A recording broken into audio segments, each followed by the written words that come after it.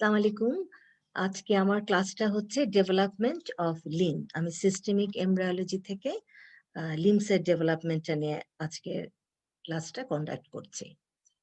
আজকের ক্লাসে learning objective হচ্ছে the students will be able to describe the process of development of upper limb and lower limb. এবং embryology যে কোনো topics নিয়ে যখন আলোচনা করা হয় তখন সেই অর্গান বা সেই স্ট্রাকচারে কনজেনিটাল অ্যানোমালি সম্পর্কেও একটু জানা প্রয়োজন। এজন্য আজকে যখন লিম্বের ডেভেলপমেন্টাল প্রসেসটা শেষ হবে তখন এটার রিলেটেড কমন কিছু কনজেনিটাল অ্যানোমালি সম্পর্কে আমি বলবো। এই ছবিটাতে তিনটা এমব্রায়োর ছবি দেখানো হচ্ছে। প্রথম ছবিটাতে দেখা যাচ্ছে এন্টারোলেটারাল অ্যাসপেক্টে এখানে একটা প্রোট্রুশন এবং নিচের দিকে আরেকটা প্রোট্রুশন। এগুলাই হচ্ছে এই আউট পকেটিং গুলাই হচ্ছে গিয়ে লিম বাড। এটা হচ্ছে ফোর লিম বাড, এটা হচ্ছে hind limb bud. That means এখান থেকে সুপিরিয়র এক্সট্রিমিটি ডেভেলপ করবে, এখান থেকে ইনফিরিয়র এক্সট্রিমিটি ডেভেলপ করবে। এরপর কিছুদিন পর দেখা যাচ্ছে এখানে একটা কনস্ট্রিকশন। কনস্ট্রিকশন মানে এটা দেখো দুটা পার্ট হয়ে যাচ্ছে। আরো কিছুদিন পর এখানে দুটা কনস্ট্রিকশন, দ্যাট মিনস তিনটা পার্ট হয়ে গেল। এই তিনটা পার্টের সাথে আমাদের এখন সুপিরিয়র এক্সট্রিমিটির যে অবস্থান, আমাদের আপার লিম্বের যে অবস্থান, সেটার সাথে আমরা কোরিলেট করতে পারি। আপার লিম্বের ফার্স্ট পার্ট আর্ম, দেন ফোর আর্ম, দেন হ্যান্ড। এখানে তাহলে এই আর্ম, ফোর আর্ম এবং হ্যান্ড শুরু হয়েছিল এরকম একটা আউট পকেটিং থেকে, আলটিমেটলি এরকম একটা স্টেজে আসলো, বাইরে থেকে দেখা যাচ্ছে। ভেতরেও কিছু পরিবর্তন আসবে। আচ্ছা, তাহলে এই লিম্বার্ড ভেন্ট্রোলেটারাল বডি ওয়ালে আসবে কখন আসবে? 4th week of intra uterine life. এই 4th উইকে যখন আপার লিম্বারটা যখন ডেভেলপ করলো, অ্যারাইজ করলো, তার 1 থেকে 2 দিন পরে hind limb টা arise করবে। So the forelimb appears first, followed by the hind limb 1 or 2 days later. এই যে লিম্বারটা ছবিতে দেখলাম, লিম্বারটার বাইরের দিকে যে কাভারিংটা, সেই কাভারিংটা হচ্ছে বাই মিনস অফ দ্য এক্টোডাম। কোন এক্টোডাম? অবভিয়াসলি সেটা হচ্ছে কি সারফেস এক্টোডাম। আর এর ভেতরে কি থাকে? ভেতরে থাকে হচ্ছে মেজেনকাইম। মেজেনকাইম কি? It is the embryonic connective tissue. এখন এই যে মেজেনকাইম, এটা আসলে কোন কানেকটিভ টিস্যু? আমরা জানি কানেকটিভ টিস্যু তিনটা পার্ট আছে, প্যারাক্সিয়াল মেসোডাম, ইন্টারমিডিয়েট মেসোডাম এবং lateral plate mesoderm. Lateral plate mesoderm is again divided into somatopleuric layer and splanchnopluric layer. ছবিতে দেখা যাচ্ছে এই সোমাটোপ্লুরিক লেয়ারটা সেটা সারফেস এক্টোডার্মের কাছাকাছি আছে, আর স্প্ল্যাঙ্কনোপ্লুরিক লেয়ারটা সেটা এন্ডোডার্মের কাছাকাছি আছে। তার মানে আমাদের যে লিম্বারটা তৈরি হচ্ছে, যেহেতু লিম্বাইডের বাইরে আমরা দেখেছি সারফেস এক্টোডার্ম দিয়ে কাভারিং, তাহলে এই ছবিটা থেকে বোঝা যাচ্ছে এই mesenchymal core is derived from the somatopleuric layer of the lateral plate mesoderm. এই যে সারফেস এক্টোডাম, এই সারফেস এক্টোডাম থেকে কি আসবে? এখান থেকে আসবে হচ্ছে গিয়ে স্কিনের এপিডার্মিস পার্টটুকু। আর এই যে somatopleuric layer of lateral plate mesoderm, এখান থেকে কি পাওয়া যাবে? এখান থেকে পাওয়া যাবে হচ্ছে গিয়ে আপার লিম্বস এর bones and other connective tissue. Other connective tissue মানে হচ্ছে বোনের বোন ছাড়াও আমরা জানি এখানে জয়েন্ট আছে। জয়েন্ট মানে সেখানে সাইনোভিয়াল মেমব্রেন আছে, কিছু লিগামেন্ট আছে, জয়েন্ট ক্যাপসুল আছে। এই সমস্ত কানেকটিভ টিস্যু কম্পোনেন্ট এবং বোন, তারা তাদের ডেভেলপমেন্টাল সোর্স হচ্ছে somatopleuric layer of lateral plate mesoderm. তাহলে এই পর্যন্ত আমরা কি কি পেলাম? আমরা পেলাম superior extremity, that means upper লিম্বের বাইরের যে কাভারিং স্কিন আছে, সেই স্কিনের এপিডার্মিসের সোর্সটা আমরা পেয়ে গেলাম ফ্রম দি সারফেস এক্টোডার্ম। আর এখানকার বোন এবং জয়েন্টের সোর্সটাও পেয়ে যাচ্ছে। আচ্ছা, বাকি থাকলো তাহলে এই সুপিরিয়র এক্সট্রিমিটিতে, দ্যাট মিনস আপার লিম্বে যে স্কেলেটাল মাসেল, সেই স্কেলেটাল মাসেলের সোর্স কোথায় সেটা জানতে হবে। আর জানতে হবে স্কিনের এপিডার্মিসের নিচে যে লেয়ারটা আছে, দ্যাট মিনস ডার্মিস, ডার্মিস এবং মাসেল, এই দুইটার সোর্স সম্পর্কে এখন জানতে হবে। আমরা এখন আবার বাইরে চলে আসি।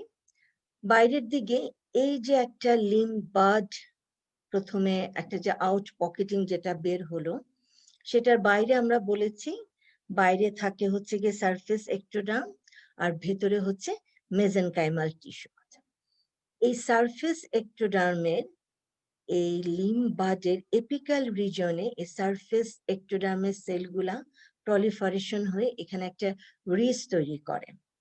এই রিজটার নাম হচ্ছে এপিক্যাল এক্টোডার্মাল রিজ, যাকে সংক্ষেপে বলা হয় AER। এই এপিক্যাল এক্টোডার্মাল রিজটা যখন তৈরি হয়ে গেল, তার ইনফ্লুয়েন্সে তার কাছাকাছি যে মেজেনকাইমাল টিস্যু আছে, এই মেজেনকাইমাল টিস্যুর মধ্যে প্রলিফারেশন হবে এবং কিছু সেল এখানে কনডেন্সড হয়ে যাবে। কনডেন্সড হয়ে তারা কন্ড্রোসাইট তৈরি করবে, দ্যাট মিনস কার্টিলেজ সেল তৈরি করবে। এই কন্ড্রোসাইট গুলো আবার একসাথে অ্যাকুমুলেট হয়ে একটা হায়ালিন কার্টিলেজ মডেল তৈরি করবে। কেন এই হায়ালিন কার্টিলেজ মডেলটা তৈরি করছে? আমরা জানি আমাদের আপার লিম্বে হিউমেরাস, রেডিয়াস, আলনা, এরা হচ্ছে সব লং বোন। লং বোনের ওসিফিকেশন কিভাবে হয়? ইন্ট্রাকার্টিলিজিনাস প্রসেসে এদের ওসিফিকেশন হয়। তাহলে ইন্ট্রাকার্টিলিজিনাস প্রসেসে যখন কোনো বোনের অসিফিকেশন প্রসেসটা স্টার্ট হয়, প্রথমে কি তৈরি হওয়া প্রয়োজন? প্রথমে একটা কার্টিলিজিনাস মডেল হওয়া প্রয়োজন। যেহেতু এখানে হিউমেরাস তৈরি হবে, রেডিয়াস, আলনা অ্যান্ড আদার বোন তৈরি হবে, সেজন্য এখানে প্রথমে একটা হায়ালিন কার্টিলিজিনাস মডেল হওয়া প্রয়োজন। তাহলে এখানকার কন্ড্রোসাইট গুলা মিলে একটা কার্টিলিজিনাস মডেল তৈরি হবে। এই মডেল থেকে পরবর্তীতে আপার লিম্বের বোনগুলা আসবে। তাহলে ectoderm কি হচ্ছে? ectoderm at the apical region thickens and forms the apical ectodermal ridge.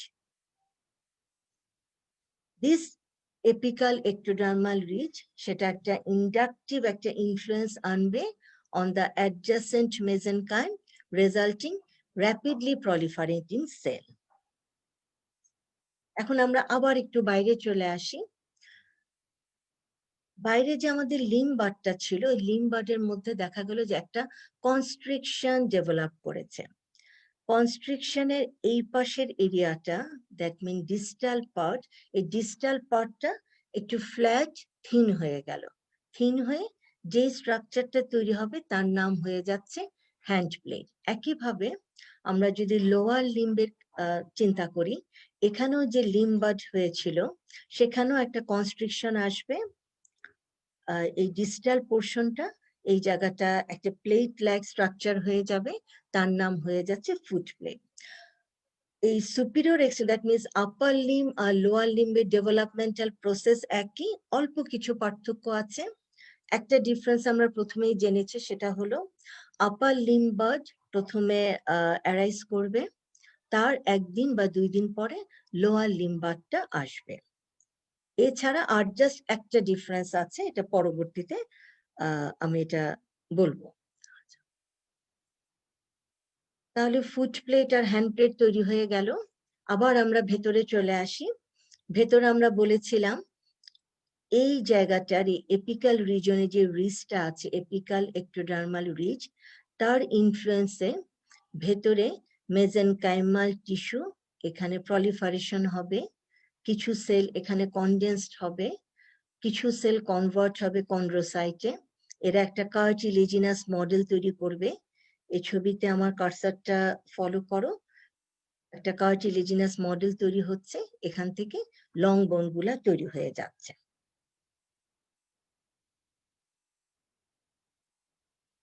এখানে একটা হায়ালিন কার্টিলেজ মডেল তৈরি হলো।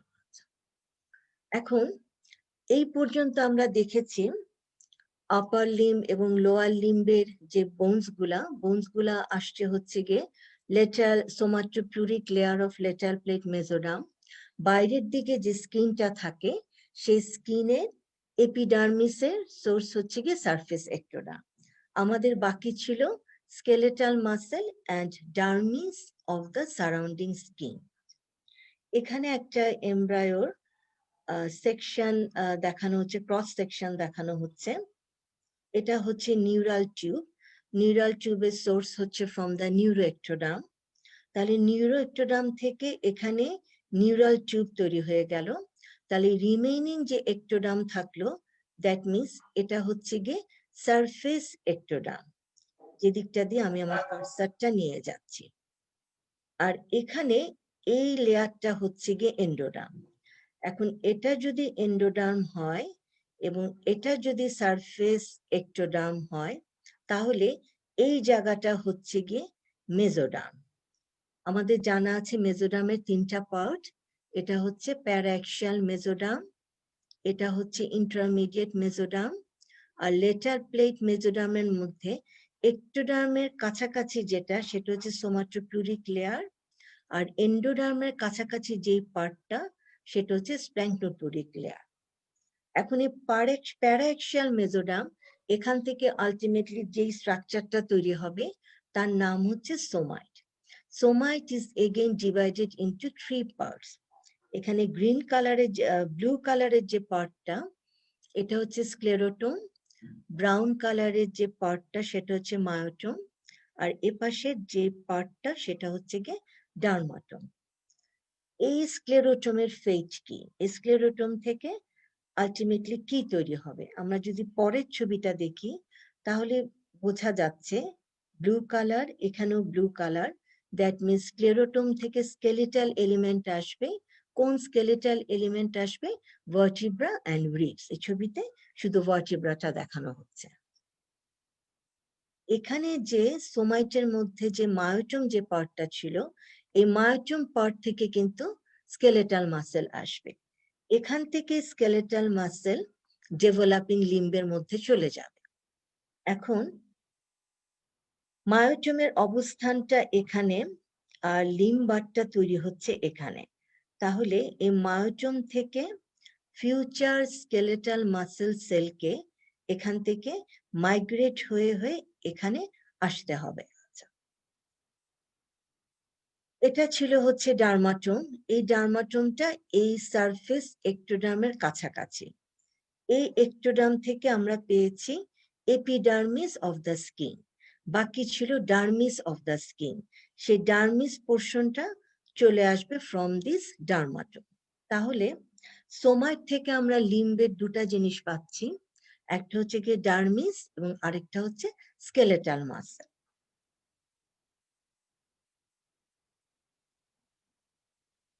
এখানে এই যে সোমাইটের এখানে যে মায়োটোম, এই মায়োটোম থেকে যেদিক দিয়ে অ্যারোটার ডিরেকশন যেদিকে, সেই বরাবর এখান থেকে মায়োব্লাস্ট চলে আসবে ডেভেলপিং লিম্বের কাছে। এই মায়োব্লাস্ট ডেরাইভ ফ্রম দ্য সোমাইট। তাহলে আমরা একটা লিম্বের মধ্যে বাইরের দিকে পাচ্ছি স্কিন, সেই স্কিনের এপিডার্মিস আসছে সারফেস এক্টোডার্ম থেকে, ডার্মিস আসছে সোমাইটের ডার্মাটোম পার্টটা থেকে, লিম্বের ভেতরে যে বোনস, জয়েন্টের যা কিছু joint related connective tissue, others connective tissue, সেটার সোর্স হচ্ছে somatopleuric layer of lateral plate mesoderm, এবং লিম্বের মধ্যে যে স্কেলেটাল মাসেল আছে সেটার সোর্স আমরা পেয়ে যাচ্ছি from the myotome of the somite. এখন আমরা আবার বাইরে চলে আসি। বাইরে আমরা প্রথমে যে লিম্বার্ড ছিল সেই লিম্বার্ডের মধ্যে একটা কনস্ট্রিকশন এসেছিল এবং হ্যান্ড প্লেট তৈরি হয়েছিল, এতটুকু পর্যন্ত আমরা জেনেছিলাম। ভেতরে এই ঘটনাগুলো যখন ঘটছে, বাইরেও কিছু পরিবর্তন হচ্ছে। বাইরের পরিবর্তনটা কি? এই জায়গাতে কতগুলা রে ডেভেলপ করবে। ছবি দেখে বোঝা যাচ্ছে এখানে আমাদের ফিঙ্গার, ফিউচার ফিঙ্গারের অবস্থান। এই জন্য এটা এরকম একটা ইউনিফর্ম একটা স্ট্রাকচার থাকতে পারবে না, এটাকে তো কয়েকটা ভাগে ভাগ হতে হবে। যেহেতু আমাদের 5টা ফিঙ্গার আছে। এই জন্য এখানে কিছু ডিজিটাল রে তৈরি হবে। এই রের গ্যাপে গ্যাপে নচ আসবে। তারপরে এখানে এই যে ফিউচার ডিজিটের গ্যাপে গ্যাপে কিছু এমব্রায়োনিক টিস্যু আছে। এখন এই টিস্যুগুলা যদি এভাবে থাকে তাহলে তো আমরা ফিঙ্গার মুভ করতে পারবো না। ফিঙ্গারের মুভমেন্ট হওয়ার জন্য ইন্টার ডিজিটাল স্পেসে যে এমব্রায়োনিক যে টিস্যু আছে এই টিস্যুটা তো এখানে রাখা যাবে না।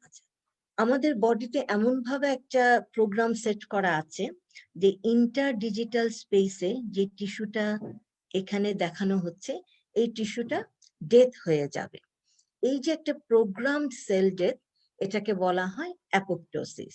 এই অ্যাপোপ্টোসিস প্রসেসের মাধ্যমে এই জায়গা, দ্যাট মিনস ইন্টার ডিজিটাল স্পেসে যে এমব্রায়োনিক টিস্যু আছে এটা আলটিমেটলি আর থাকবে না। এটা যখন চলে যাবে তখন ফাইনালি আমাদের এখন ফিঙ্গার গুলা যে অবস্থাতে আছে এরকম একটা হাত তৈরি হয়ে গেল। একইভাবে সেম প্রসেস লোয়ার লিম্বের ক্ষেত্রেও ঘটবে। লোয়ার লিম্ব বাদেও একটা কনস্ট্রিকশন আসবে, এখানে ফুট প্লেট আসবে, এখানেও ডিজিটাল রে, এখানেও নচ, এখানেও এই যে ওয়েবড ফিঙ্গার্স আর ওয়েব টোজ। এই ওয়েব টোজের ইন্টার ডিজিটাল দুটা টোয়ের মাঝখানে যে কানেকটিভ টিস্যু আছে সেটা, সেই সেলগুলা আলটিমেটলি মারা যাবে, যেটা programmed sell death apoptosis. Ultimately আমাদের এখন পায়ের টো গুলা যেরকম সেরকম একটা অবস্থানে আমরা চলে আসলাম। এই ছবিতে দেখানো হচ্ছে ডিজিটের মাঝখানে যে space, that means inter digital স্পেসে যে সেল আছে সেই সেলের যে সেল ডেথ হয়েছিল, দ্যাট মিনস যে প্রোগ্রামড সেল ডেথ যেটাকে বলা হয় অ্যাপোপ্টোসিস, সেটাই ছবিতে দেখানো হচ্ছে। এই সেলগুলা যেহেতু ডেথ হবে, এই সেলগুলাকে বলা হচ্ছে অ্যাপোপ্টোটিক সেল। ভায়োলেট কালার দিয়ে এই সেলগুলাকে এখানে বলা হচ্ছে অ্যাপোপ্টোটিক সেল, এবং এই প্রসেসটার নাম হচ্ছে গিয়ে অ্যাপোপ্টোসিস। এই সেলগুলা যখন থাকবে না, আলটিমেটলি এখন আমাদের ফিঙ্গার গুলা যেরকম আমরা সেরকম একটা ফিঙ্গার পেয়ে গেলাম। এখানে একটা ফ্রগের ছবি দেখানো হচ্ছে। এই ফ্রগের হ্যান্ডে এখানে কিন্তু কোনো ওয়েবিং নেই, অবস্থানটা এরকম। কিন্তু ফ্রগের যা কিছু অ্যাক্টিভিটিস, তার এই অ্যাক্টিভিটিস গুলা সুষ্ঠুভাবে পালন করার জন্য তার ফুটের মধ্যে কিন্তু এরকম ওয়েবিং থাকতে হবে। আর আমাদের হিউম্যান বিং, আমাদের যে ধরনের অ্যাক্টিভিটিস করতে হয়, আমাদের কিন্তু হাত এবং পা কোনো জায়গাতে কিন্তু এরকম ওয়েবিং থাকা যাবে না। আমি প্রথমেই বলেছিলাম যে আপার লিম্ব এবং লোয়ার লিম্বের ডেভেলপমেন্টাল প্রসেস স্টেপগুলা একই রকম, একটু শুধু পার্থক্য আছে। একটা পার্থক্য আমরা বলেছিলাম যে লিম্বার্ড একটা একদিন আগে আসবে, একটা একদিন বা 2 দিন পরে আসবে। এছাড়া আরেকটু কিছু ডিফারেন্স আছে, সেটা হচ্ছে লিম্বের রোটেশন হয়। ডেভেলপমেন্টাল প্রসেসটা যখন হতে থাকে তখন ডেভেলপিং লিম্বের রোটেশন হয়। এই আপার লিম্বের রোটেশন আর লোয়ার লিম্বের রোটেশন ডিরেকশনটা হচ্ছে অপোজিট। এখানে অ্যারোটা দেখে বোঝা যাচ্ছে আপার লিম্বের ডিরেকশনটা হয় হচ্ছে গিয়ে লেটারালি, আর লোয়ার লিম্বের ডিরেকশনটা, রোটেশনের ডিরেকশনটা হয় হচ্ছে গিয়ে মেডিয়ালি। এখন আপার লিম্বের রোটেশনটা যেহেতু লেটারালি হয়, এই জন্য আপার লিম্বের এক্সটেন্সর মাসেল গুলাকে পাওয়া যায় হচ্ছে গিয়ে পোস্টেরিয়র অ্যাসপেক্ট এবং লেটারাল অ্যাসপেক্টে। আর লোয়ার লিম্বের রোটেশনটা যেহেতু মেডিয়ালি হয়, এই কারণে লোয়ার লিম্বের এক্সটেন্সর মাসেল গুলাকে পাওয়া যায় হচ্ছে সামনের দিকে।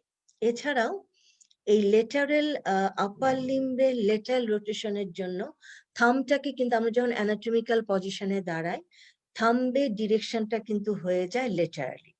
আবার লোয়ার লিম্বের ক্ষেত্রে রোটেশনটা যখন হয়ে যায় তখন গ্রেড টোয়ের ডিরেকশনটা কিন্তু হয়ে যায় মেডিয়ালি। এই কথাই বলা আছে যে during 7 week of gestation limb opposite ডিরেকশনে মুভ করে। এই রোটেশনটা হয় হচ্ছে গিয়ে 90 ডিগ্রি। আপার লিম্বের ক্ষেত্রে লেটারাল রোটেশন অ্যান্ড লোয়ার লিম্বের ক্ষেত্রে মেডিয়াল রোটেশন। এরকম রোটেশন 90 ডিগ্রি মেডিয়াল রোটেশন এবং লেটারাল রোটেশনের জন্য কি হচ্ছে ব্যাপারটা, আপার লিম্বে এক্সটেন্সর মাসেলগুলার অবস্থান হয়ে যাচ্ছে লেটারাল আর পোস্টেরিয়র সারফেসে, এবং থাম থাকছে হচ্ছে কি লেটারাল দিকে। আর লোয়ার লিম্বে যেহেতু মিডিয়াল দিকে ডিরেকশন রোটেশনটা হচ্ছে, এই জন্য লোয়ার লিম্বের এক্সটেন্সর মাসেলের প্লেসমেন্ট হয়ে যাচ্ছে এন্টেরিয়র দিকে এবং গ্রেড টু মিডিয়াল দিকে চলে আসছে। এই ছবিটাতে আবার দেখানো হচ্ছে এই যে আপার লিম্ব তার লেটারাল দিকে রোটেশন আর লোয়ার লিম্বের রোটেশনটা হচ্ছে মিডিয়াল দিকে। মোটামুটি ভাবে আমাদের ডেভেলপমেন্টাল প্রসেসের স্টেপগুলা হয়ে গিয়েছে। এখন যদি আমরা একটু কনজেনিটাল লিম্ব ডিফেক্ট সম্পর্কে জানতে চাই, কমন যে লিম্ব ডিফেক্ট গুলা হয় সেটা হচ্ছে এমিলিয়া অ্যান্ড মেরোমেলিয়া। এমিলিয়া মানে হচ্ছে আপার লিম্ব বা লোয়ার লিম্ব একদম যদি কমপ্লিট অ্যাবসেন্স থাকে, হ্যাঁ, হতে পারে একদিকে, হতে পারে দুই দিকে, এই কন্ডিশনটাকে আমরা বলবো এমিলিয়া। মেরোমেলিয়া হচ্ছে আপার লিম্ব বা লোয়ার লিম্বে একটা পার্ট থাকবে আরেকটা পার্ট থাকবে না, এই কন্ডিশনটাকে বলা হয় মেরোমেলিয়া। That means complete absence of one or more extremities is known as amelia, and partial absence of one or more extremities is known as meromelia, মানে একটা পার্ট যদি অ্যাবসেন্ট থাকে।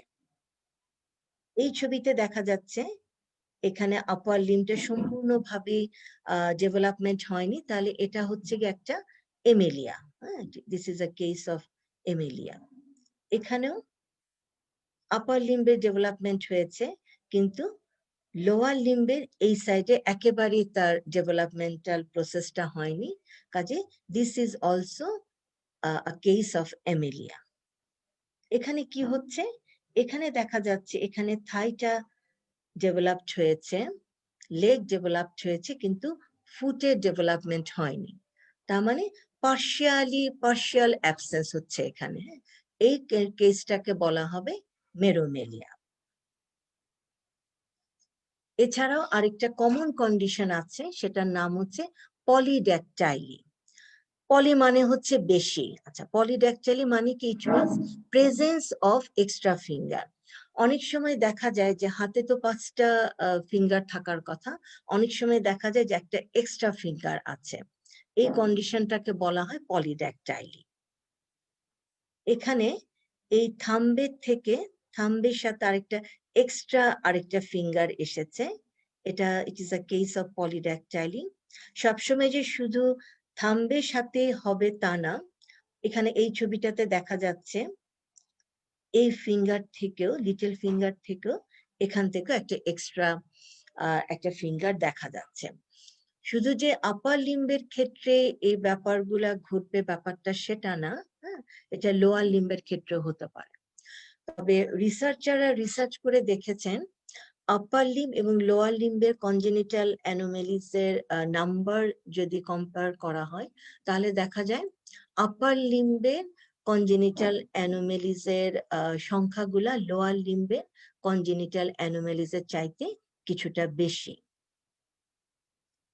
এই যে একটা এক্সট্রা ফিঙ্গার, এই এক্সট্রা ফিঙ্গারের আবার একটা নাম দেওয়া হয়েছে, এটাকে বলা হয় হচ্ছে কি সুপার নিউমেরারি ডিজিট। এখানে এটাও হচ্ছে সুপার নিউমেরারি ডিজিট, এবং এই ছবিতে এটা হচ্ছে সুপার নিউমেরারি ডিজিট।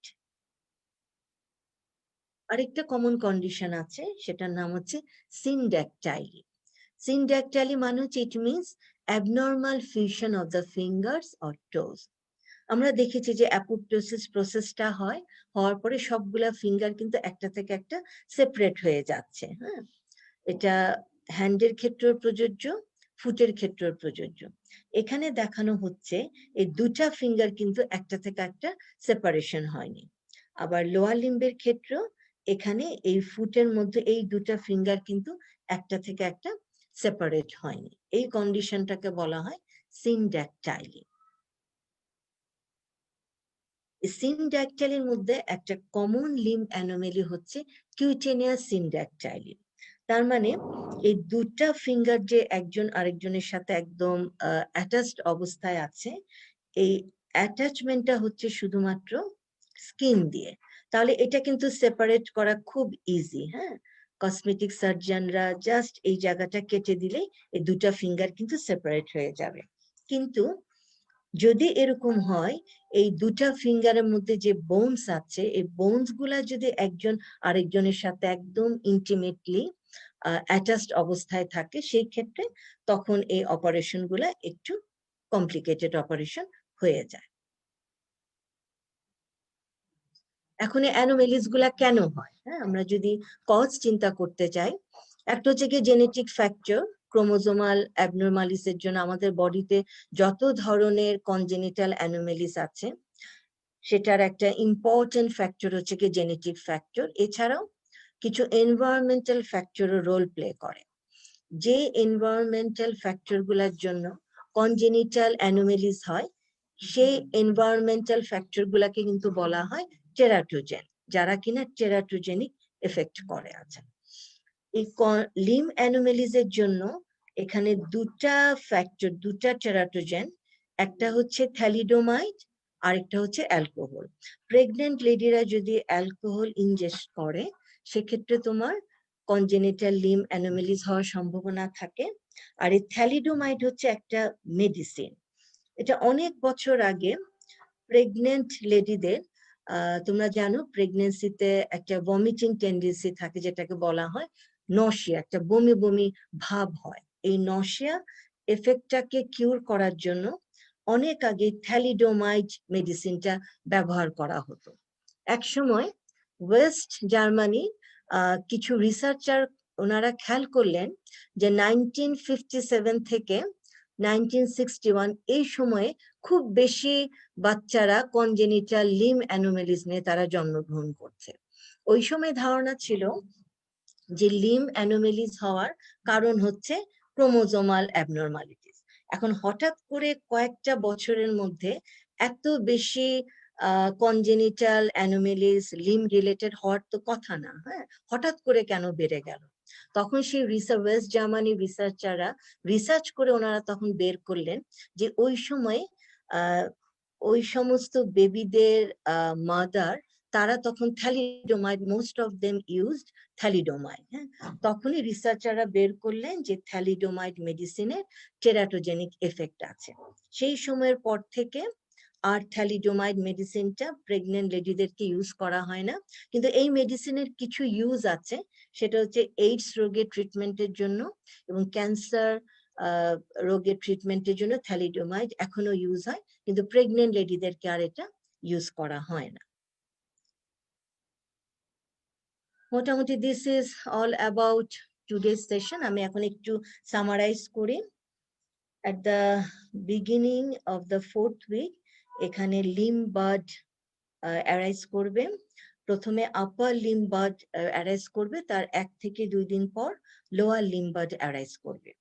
এই লিম বার্ডের বাইরের দিকে থাকে হচ্ছে গিয়ে এক্টোডার্মের কাভারিং এবং ভেতরে থাকে হচ্ছে গিয়ে মেজেনকাইম। এই মেজেনকাইমটা আসে হচ্ছে গিয়ে somatopleuric layer of lateral plate mesoderm. এখানে এই সারফেস এক্টোডার্মের এই এপিক্যাল রিজনে এখানে একটা রিজ তৈরি হয় যেটার নাম হচ্ছে এপিক্যাল এক্টোডার্মাল রিজ। এই রিজের ইনফ্লুয়েন্সে তার অ্যাডজাসেন্ট যে মেজেনকাইম আছে সেখানকার সেলগুলার প্রলিফারেশন হয়, সেলগুলা কনডেন্সড হয়, তার মধ্যে কিছু সেল কন্ড্রোসাইটে রূপান্তরিত হয়। এই কন্ড্রোসাইট গুলা মিলে মিলে একটা কার্টিলেজিনাস মডেল তৈরি করে। সেই কার্টিলেজিনাস মডেল থেকে ফিউচারের লিম্বের বোনগুলা তৈরি হয়ে যায়।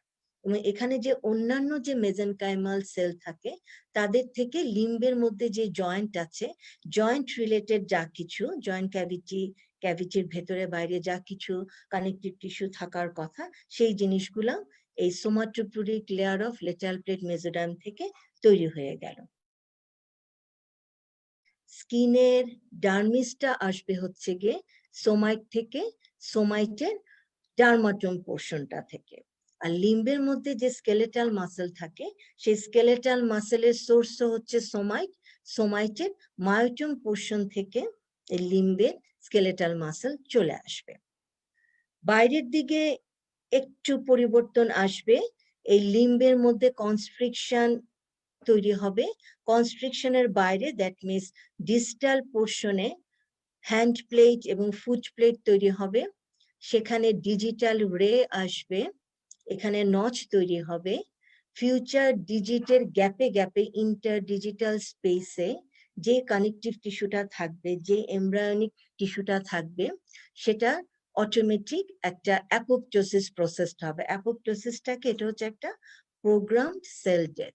এই অ্যাপোপ্টোসিস প্রসেসটা হওয়ার পরে এই ফিঙ্গার গুলো একটা থেকে একটা সেপারেট হয়ে যাবে, যাতে ফিঙ্গার গুলো মুভ করতে পারে। এই লিম্বের ডেভেলপমেন্টাল প্রসেসের সাথে সাথে যদি প্রসেসটা ঠিক মতো না হয়, তাহলে কিছু সমস্যা হয়। অনেক ধরনের সমস্যা হতে পারে। কমন যে অ্যানোমেলিস গুলা হয়, সেটা হচ্ছে কি অ্যামেলিয়া মেরোমিলিয়া। অ্যামেলিয়া মানে হচ্ছে একটা সাইডের লিম্ব যদি কমপ্লিট অ্যাবসেন্ট থাকে, এক সাইডেও হতে পারে, দুই সাইডেও হতে পারে। আর মেরোমিলিয়া হচ্ছে সম্পূর্ণ লিম্বটা অ্যাবসেন্স হবে না, একটা পার্ট বা দুটা পার্ট থাকবে না। হ্যাঁ, হতে পারে শুধুমাত্র আমটুকু থাকলো, আসলো না। এছাড়াও আরো দুটা কন্ডিশন, একটার নাম হচ্ছে পলিড্যাকটাইলি, আরেকটার নাম হচ্ছে সিনড্যাকটাইলি। পলিড্যাকটাইলি মানে আমাদের হাতে 5টা ফিঙ্গার থাকার কথা, আমাদের পায়ে 5টা টো থাকার কথা।